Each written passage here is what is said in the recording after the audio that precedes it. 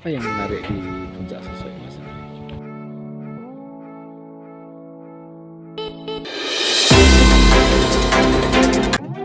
Selamat sore sahabat wisata dimanapun kalian berada. Sore ini saya sedang berada di Puncak Sosok, merupakan salah satu destinasi wisata alam di Kabupaten Bantul. Dan kali ini saya ingin berbincang-bincang dengan salah satu pengelola di Bukit Sosok. Akan kita korek sedalam-dalamnya, akan kita kupas setuntas-tuntasnya Puncak Sosok yang itu perkembangannya sangat luar biasa. Dari tahun ke tahun selalu ada peningkatan. Oke, segera saja kita cari di Puncak Sosok. Adalah kalau nggak salah namanya Mas Rudi Haryanto. Yuk kita coba kita cari.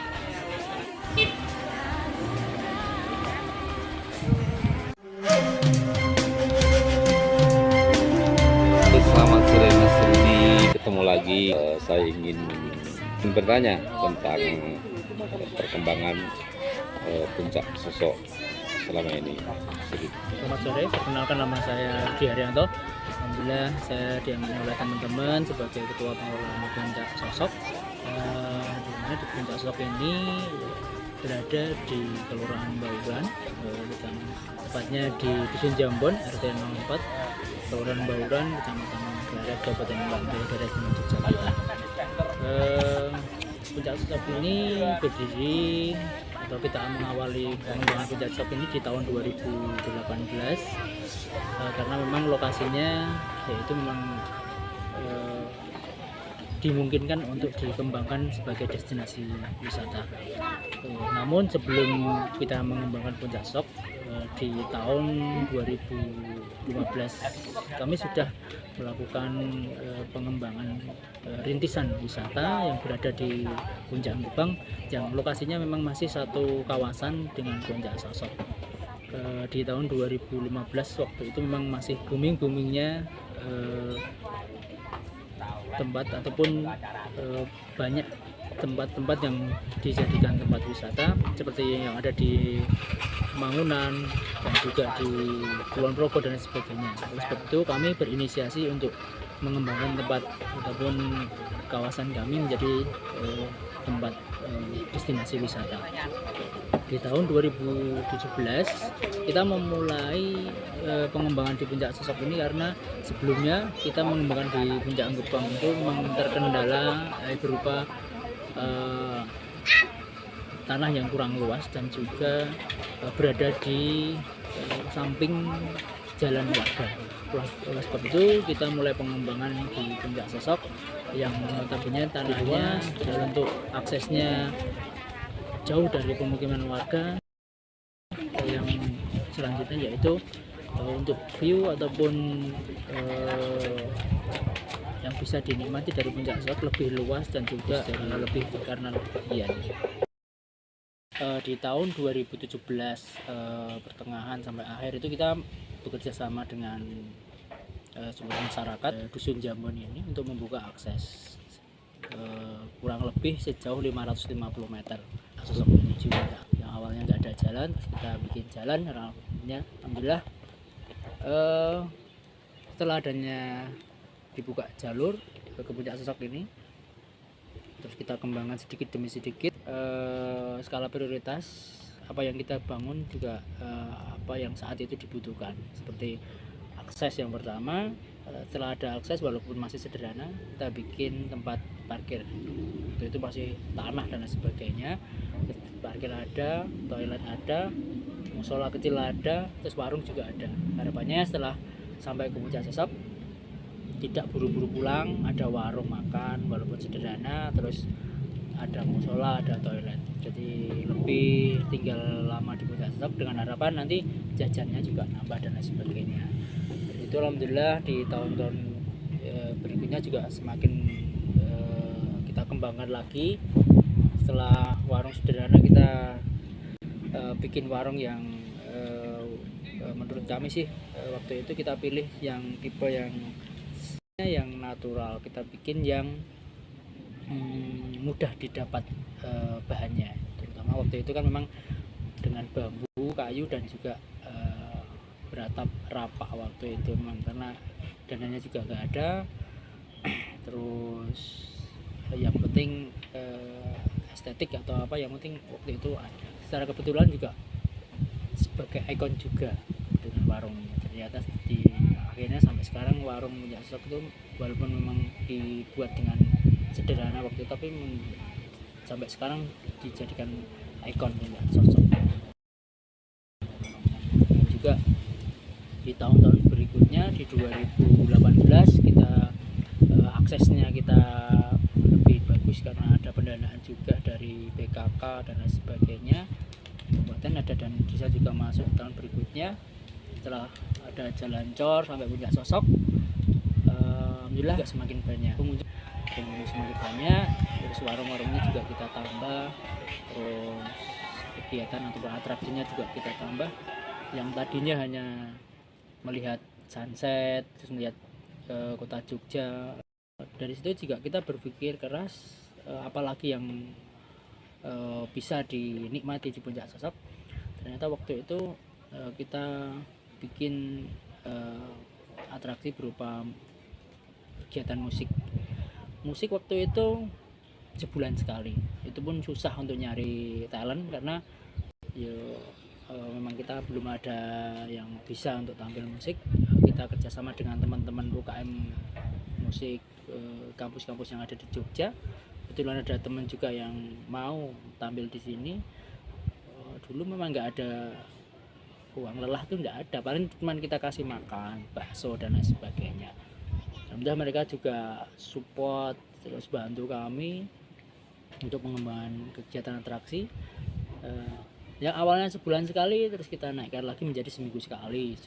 Dan alhamdulillah supportnya bagus, respon masyarakat juga bagus, dan akhirnya sampai sekarang setiap hari. Terus sebulan sekali, terus kita seminggu sekali hanya pas hari libur aja, malam minggu, malam Sabtu malam minggu. Terus akhirnya tiap hari.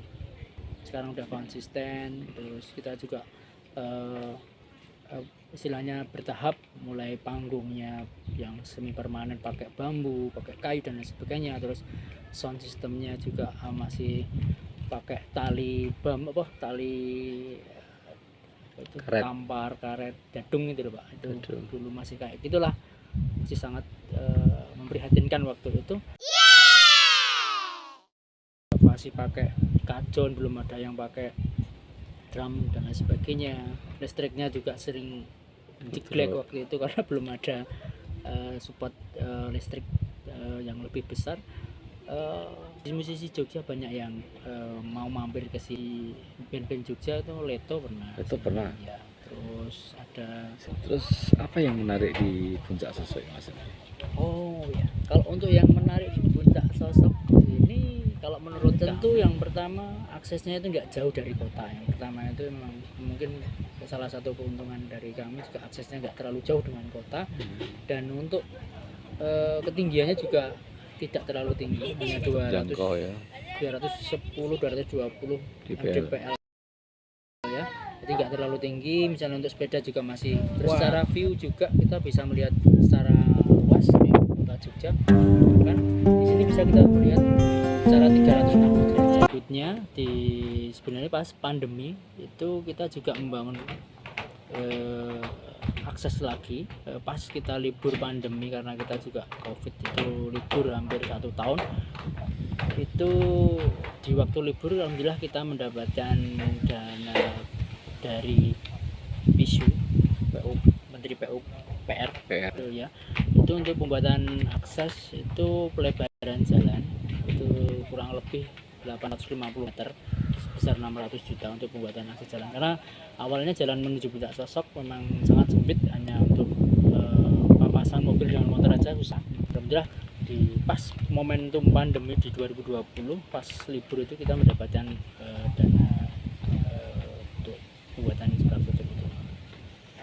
Tapi memang untuk pendanaan itu memang ada sebabnya ya, maksudnya enggak terus kita diberi itu enggak, karena untuk di Puncak Sosok sendiri kita awalnya dari 2018 sampai 2019 itu juga perkembangannya sangat luar biasa sekali menurut kami. Terus Terus di tahun 2019 kita juga wakil Kabupaten Bantul itu lomba pemuda pelopor di bulan Oktober. Pemudanya siapa? Ada dari pemuda di daerah Puncak ini Bisa ada. disebutkan? Nggak bisa. Pokoknya kita dapat juara 3 nasional waktu itu. Terus alhamdulillah dari situ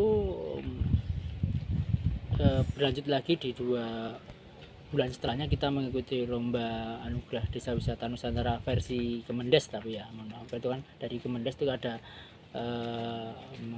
lomba juga, lomba desa wisata itu kita masuk 10 besar Nusantara, itu 10 besar nasional. Dan dari situ kita yang awalnya pemuda pelopor nomor 3 terus desa wisata Nusantara versi Kemendes itu 10 masuk 10 nasional.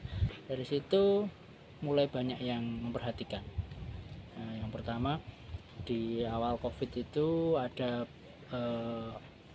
petinggi KAI, direksinya direktur KAI pusat kebetulan main ke Puncak Sosok, dengan hanya main aja tidak janjian sama sekali. Kebetulan dikenalkan sama kami teman-teman, terus ngobrol dan sebagainya panjang lebar sambil menikmati musik juga. Akhirnya KAI mau tahap pertama diwujudkan untuk pembuatan gazebo, 10 gazebo yang ada nama-namanya KAI ini ada menambah daya tarik juga yang pertama. Yang kedua untuk fungsinya yaitu untuk berteduh ketika panas di siang hari dan juga mungkin kalau hujan dan sebagainya.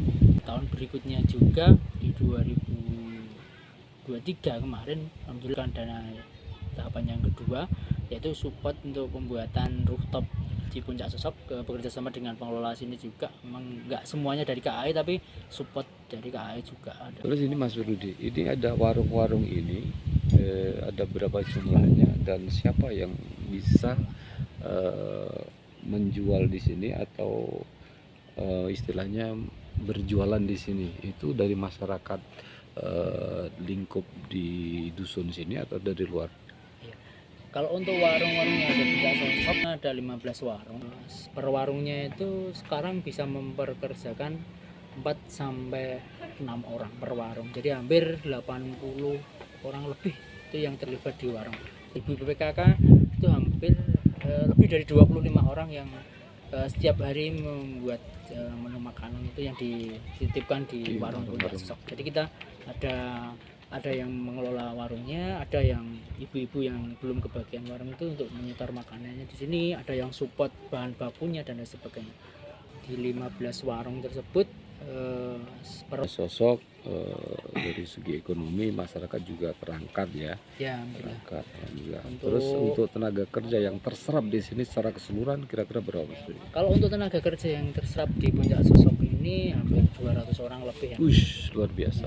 Ya, 200 orang lebih itu terdiri dari ada yang parkir, ada yang penjaga tiket, penjaga toilet, ada tenaga kebersihan, ada tukang yang tiap hari membangun dan juga maintenance di Puncak Sosok ini. Terus ada yang jaga malam, ada yang Oh, ada jaga malamnya juga. ada yang petugas di warung, ada soundman ataupun kru musik yang mengurusi panggung itu ada sendiri. Itu berapa orang ada yang untuk Musik soundnya ada? soundnya itu ada 3 sampai 4 orang. Terus pemasukan dari Puncak Sosok ini selain dari warung apa aja Mas Rudi? Untuk pemasukan dari Puncak Sosok yang pertama yaitu dari palang ujung yaitu Parkir. parkir itu pertama, yang kedua tiket masuk tiketing, terus yang ketiga itu ada di toilet, yang keempat ada sewa tempat, misalnya ada yang pendopo, gazebo dan lain sebagainya. Live musik itu kita bayar sama musisinya, sama penyanyi, sama Iya. talent-talentnya kita bayar. Kita bayar. Bayarnya dari Kalau sekarang dua-duanya, Dua-duanya ya? Dari tiket masuk ataupun pendapatan keseluruhan itu ada sub untuk pengeluaran musik dan juga dari kota itu sudah kita ke musisinya sekarang. Mas Rudi, selama 2017 sampai 2024, Ya. pernahkah merasa jenuh kemudian niat untuk meninggalkan sosok? Enggak sih. Ada perasaan itu enggak? Belum pernah. Belum. Karena dari awal memang sosok oke ya, Iya. tetap menggeliat ya. Iya. Jadi gini, kita mensiasati rasa jenuh dan bosan ataupun apa istilahnya ya, pengen apa istilahnya, Menyudahi. iya itu kan karena kita rasa kekeluarganya itu tinggi. Jadi semua masyarakat terus bahu membahu ya. terus apa istilahnya pengurus teman-teman yang garda terdepan ini memang pengen memajukan ini dan niatnya kan memang sama, yaitu satu visi satu misi. Oke. Kebetulan untuk memupuk rasa kepercayaan ataupun biar semuanya sama itu kita sering-sering komunikasi. Jadi kita terbuka, terus transparan, terus sering silaturahmi, sering kumpul di sini, dan bahkan kita malah bukan jarang sih, tapi lebih banyak ngobrol daripada untuk pertemuan rutin. Pertemuan rutin ada tiap bulan itu ada, cuman Itu untuk terdiri unsur apa aja pertemuan itu? kalau untuk pertemuan rutin kita semua lini ada, dari warung, parkir, tiketing, terus toilet, terus bersihan, terus ada yang bangun dan semuanya ada. Kita ada di atas itu ada 2 bangunan baru. Iya. Yang itu yang pertama itu yang diperuntukkan untuk merchandise, dengan harapan nanti semakin banyak masyarakat yang terlibat di Puncak Sosok.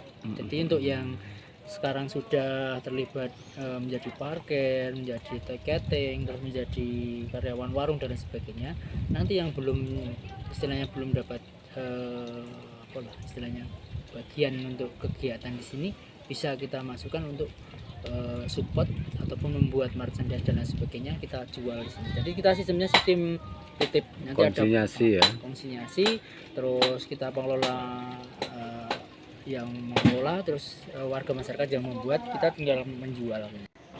Nah ini ruangan, ini rencana akan kita gunakan untuk merchandise yang diperuntukkan oleh warga sekitar Puncak Sosok, dengan harapan yang belum memiliki warung kuliner di Puncak Sosok bisa mengisi produk-produk UMKM-nya, kita tawarkan di sini, nanti ini dipakai buat untuk oleh-oleh pengunjung dan juga merchandise dari Puncak Sosok, seperti itu.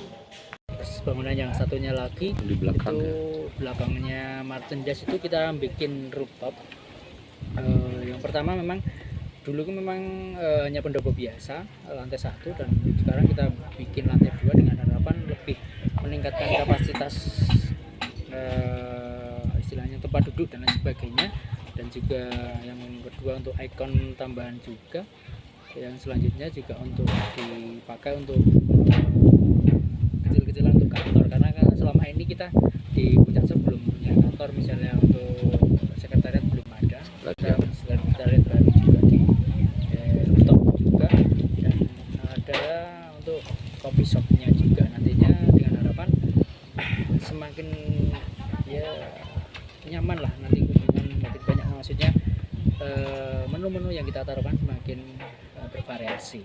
Luar biasa, ini menarik, salah satu yang menarik. Tapi yang tidak kalah menarik adalah Puncak Sosok bisa ramai seperti ini karena memang pengelolanya tahu segmen pengunjung, misalnya pengen apa, segmen pasarnya seperti apa. Dan sangat menarik karena pengelolanya juga bisa mengkrit sedemikian rupa, jadi bisa membuat suasana mereka nyaman karena lingkungannya juga bersih ya.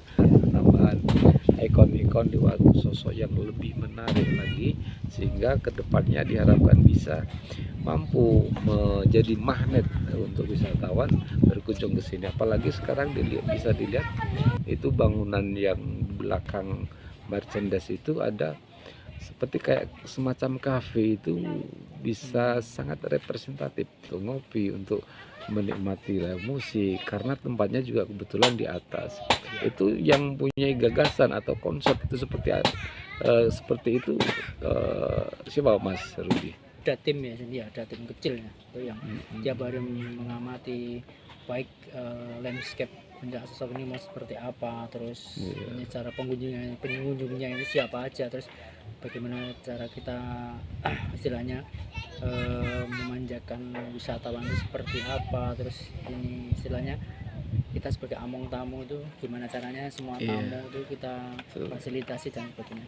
Jadi untuk pengunjung di puncak sosok itu dari awal kan yang pertama kali memang waktu itu memang sepeda ya. Sepeda ya, awalnya ya. memang sepeda, terus kita bikin segmen lagi, kita cari siapa aja yang datang ke sini. Ternyata banyak yang pencinta kopi, makanya kita bikinkan kopi, ada kopi sosok dan lain sebagainya. Ternyata pencinta kopi itu banyak, terus mereka punya komunitas banyak, makanya dari situ dari teman-teman pencinta kopi terus main ke puncak sosok. Sudah mengakui, buktinya dari Parekraf juga Bang. Parekraf pernah, dari PUPR juga Iya. pernah, itu pernah ada di sini. Ya itu karena apa? Karena ya puncak sosok itu punya potensi dan layak untuk dikembangkan. Pertama karena view-nya bagus, dan pengelolaannya juga bisa mengcreate, bisa mempertahankan kegiatan itu. Karena di sini pendukung utamanya adalah yaitu tadi, selain view adalah kegiatan tadi, atraksi tadi. Atraksi itu salah satu daya tarik sosok. Barangkali itu Mas Rudi, terima kasih atas bincangnya. Nanti kalau ada yang perlu disampaikan kita menyusul. Makasih sekali lagi. Semoga puncak sosok semakin hari semakin menggeliat. Dan mari teman-teman yang belum pernah ke sosok, jangan pernah menyesal. Dan segeralah ke sini untuk menikmati sunset, dan malam hari kita bisa menikmati live musik dengan musisi-musisi handal. Thank you. Salam kesemuanya Indonesia. Wonderful Indonesia. Wonderful Indonesia.